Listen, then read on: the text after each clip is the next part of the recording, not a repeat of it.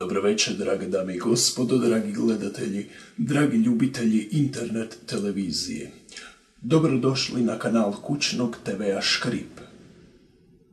Tema naše večerašnje emisije je zaštita folklora, narodne baštine te istraživanje priča iz klasične starine.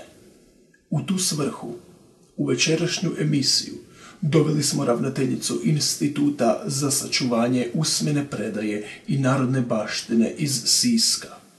Iz njenog kućnog studija uživo pjesmu Na vrh brda dil-di-di. Na vrh brega dil-di-di, išo Kuro gledati šta će pica delati. Pica ima zube pa se skupa ljube. Kuro ima oči pa u picu skući.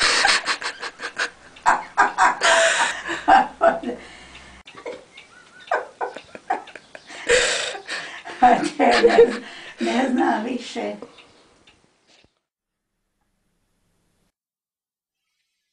Bio je to dijelić našega folklora. Hvala ravnateljici Instituta za očuvanje usmene predaje i priča iz klasične starine. Do sljedeći puta na internet televiziji. Uživajte.